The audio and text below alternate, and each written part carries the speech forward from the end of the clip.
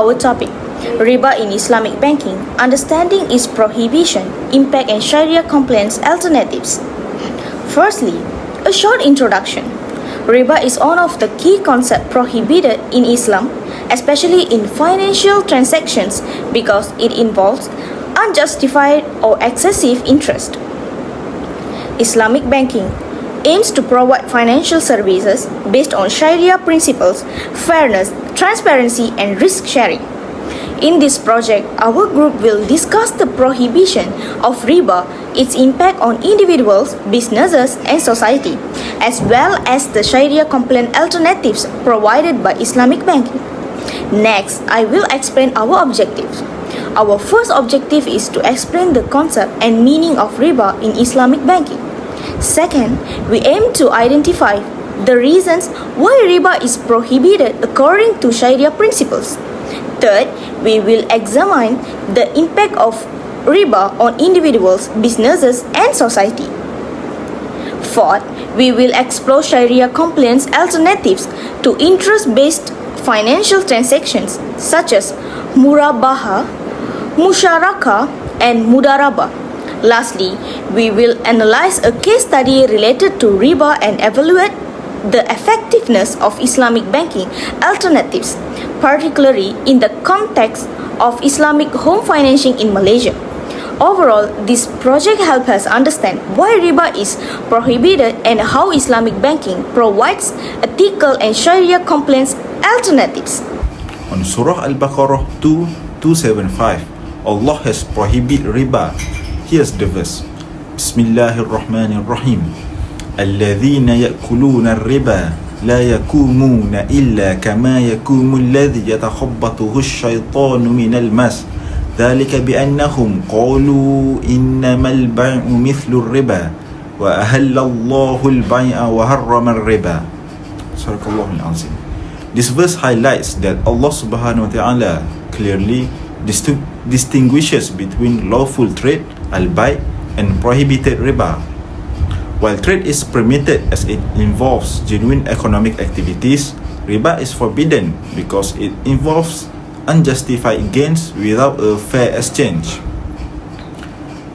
The verse establishes the foundation of Islamic finance by emphasizing fairness, justice, and ethical financial transactions. For introduction to Islamic banking and fundamental prohibitions, Islamic banking is financial system based on Sharia principles. Unlike conventional banking, it avoids interest and focus on fairness, transparency, ethical practice, and risk sharing. There are three main prohibitions in Islamic finance, which is riba, gharar, and maisir. Riba refers to interest on unjust increases. Gharar means excessive uncertainty, while maisir refers to gambling and speculation. Our main focus is riba because it is closely related to banking activities, which is riba is prohibited because it can create unfairness between lenders and borrowers. Therefore, Islamic banks use alternatives such as profit sharing, trade-based financing, and asset-backed financing instead of interest. Overall, the prohibition of riba helps Islamic banking promote the financial system based on justice, fairness, transparency, and ethical values. For my part, I will explain about the concept of riba in Islamic finance. Riba refers to unjustified increase or excess obtained from financial transaction without a legitimate exchange or productive economic activity. The term riba means increase, addiction, or excess. According to Zaman 2008, riba is associated with additional gains imposed beyond the original amount, especially in lending activity. Unlike business profit, which is generated through trade and involve risk-taking, riba provides additional return without sharing the risk of the transaction. Therefore, Islamic finance promotes fair and ethical financial activities based on trade, investment, and risk sharing. Historically, riba is associated with riba al-jahiliyah, where debts increase when borrowers fail to repay on time. This practice could create financial burden and exploitation.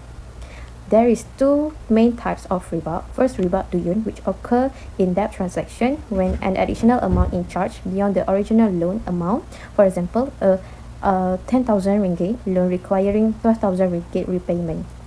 Second, riba buyu, which occur in exchange transaction involving specific commodities, is including riba al-fadl, which is involve access in exchange of similar commodities, and riba al-nasi'ah, which occur due to delay exchange or payment.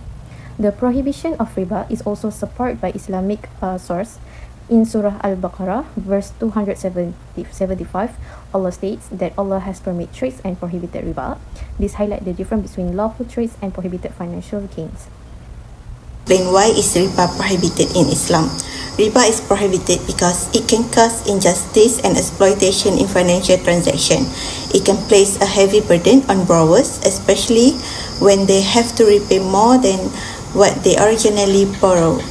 In Islam, Islam promotes fairness and does not encourage financial practice that may harm or take advantage of others. First, from the economic perspective, riba can create unequal distribution of wealth between rich and the poor. Lenders may gain fixed profits, while borrowers may face financial difficulties. It can also increase debt burdens and create financial hardship. Second, from the social perspective, riba may lead to the exploitation of financial vulnerable borrowers. High repayment amount can create a cycle of debts and stress. Islam encourages a financial system that benefits both lenders and borrowers. Lastly, from the Islamic perspective, the prohibition of riba reflects the values of justice, ethics, and accountability. Muslims are encouraged to prioritize fairness, trust, and the well-being of others instead of excessive profit. So the conclusion is riba is prohibited because it can cause harm and injustice, while Islam promotes fairness, responsibility, and mutual benefit in financial transactions. For my part, I will explain Sharia-compliant alternative to interest-based financing. There are three main Islamic financing contracts. First, murabaha. Murabaha is a cost plus sale. The bank buys an asset and sells it to the customer and agree profit margin. For example, it can be used for car or house financing. Second, musyarakah. Musyarakah is a partnership between the bank and the customer. Both parties contribute capital and the profit is shared based on agreed ratio.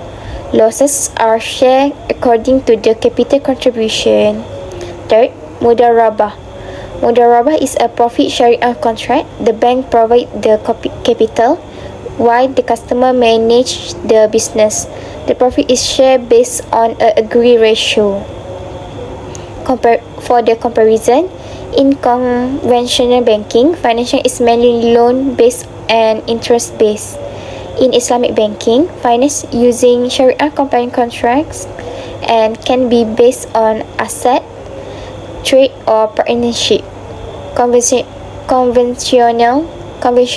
banking earn return through interest, while Islamic banking earn return through profit, sales, or partnership. Overall, murabahah, musyarakah, and mudarabah provide Sharia-compliant alternative in interest-based financing. Bay Bisaman LT is as an alternative to conventional financing. One real example that can be linked to the issue of usury in Islamic banking is the use of BBA as a financing mechanism. In the Islamic financial system, usury is one of the main prohibitions because Islam does not allow the receipt or payment of interest on loans. Creative 2022 explains that Islamic banking and finance differ from conventional systems because financial transactions must comply with Sharia principles, including the prohibition of usury. Therefore, Islamic financial institutions use Sharia permit contract to provide financing to customers. In the context of BBA, transactions are structured based on the sale and purchase of the asset with deferred payments rather than interest-bearing loans. In principle, banking profits are derived from trading activities and not from interest on loans. This approach aims to ensure that transactions have a real economic purpose and do not rely on usury. This is line with Creative 2022 emphasizes that Islamic financial transactions must have a Sharia permit basis and not contain prohibited elements. Second, the importance of Sharia compliance in avoiding riba. The BBA case shows that Sharia compliance is an important aspect in ensuring that Islamic financial transactions are truly free from riba. According to Kuyate 2022, the prohibition of riba is one of the main foundations in the Islamic banking and financial systems. The prohibition is not just aimed at eliminating the term interest, but to ensure that financial transactions are carried out based on principles permitted by Sharia. Therefore, each product needs to be evaluated based on the contract, transaction structure, economic purpose, and how the profit is obtained. In the BBA case, this issue shows the importance of ensuring that bank profits truly stem from legitimate buying and selling activities, not profit from money loan disguised in the form of a sale purchase contract. Therefore, Islamic financial institutions need to ensure that there are legitimate assets, transactions, and contracts as well as compliance with the Sharia principles. For my part, I will explain about the differences between conventional and Islamic financing, how Islamic financing avoid riba, and the challenges of musyarakah mutanakisah. First, the difference between conventional and Islamic financing. For conventional financing, the bank lends money to the customer and earn interest from the loan, so it involves riba. Meanwhile, Islamic financing, especially musyarakah mutanakisah, is based on partnership and joint ownership. The bank and customer own the property together. The return come from ownership and rental rather than interest. Next, how does Islamic financing avoid riba? There are three main ways. First is asset-based financing. The financing is connected to a real asset such as a house or property. So if it's not simply giving money and getting more money in return. Second is risk sharing. In Islamic financing, profit should be connected to risk. This means the party who gets the profit should also take some risk. Third is genuine ownership. In musyarakah mutanakisah, the bank and customer both own the property at the beginning. Then the customer slowly buy the bank's share until the customer fully own the property.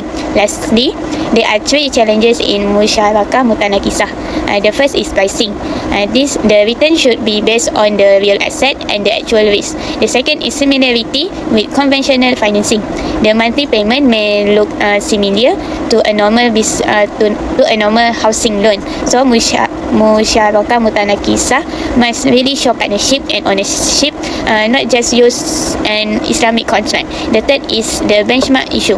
Some Islamic banks may still use conventional benchmark to their rental or profit rates. This can make Islamic financing look similar to conventional financing. So in conclusion, musyarakah mutanakisah avoid riba by focusing on real asset, ownership and risk sharing. I will discuss issue 1 is Islamic banking really different from conventional banking. Question 1. Islamic banking vs conventional banking. First, Islamic banking operates according to Sharia principles and prohibits riba or interest. It also uses Sharia compliant financing contracts and consider ethical requirements in financial activities. In contrast, conventional banking generally operates using interest-based lending and borrowing. Customers usually repay the principal amount together with interest. I thought both systems provide similar service such as deposit financing and payment service. Their main difference lies in their principal financing structure and contractual requirement.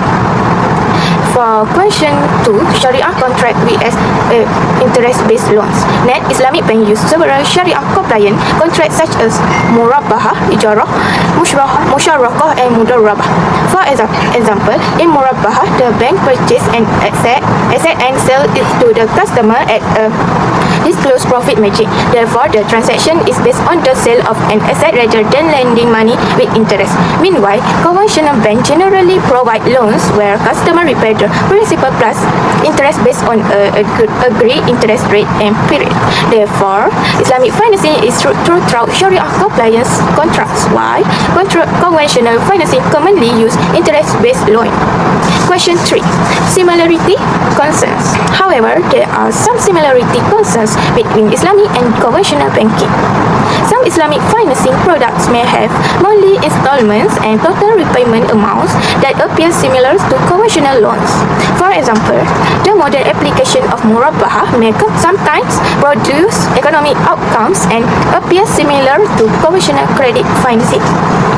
Because of this, some customers may question whether Islamic banking is generally different from conventional banking. Critical analysis, my part focus on public misunderstanding of riba in Islamic banking. There are three main issues. First, lack of Islamic financial literacy.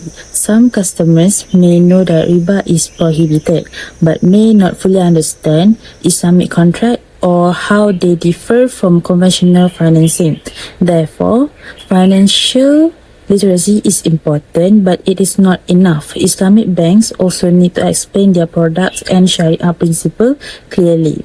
Second, there is confusion between profit and interest. Since Islamic and conventional financing can have similar repayment structure, customer may assume that profit is simply another form of interest. However, the underlying contracts and sources of return are different.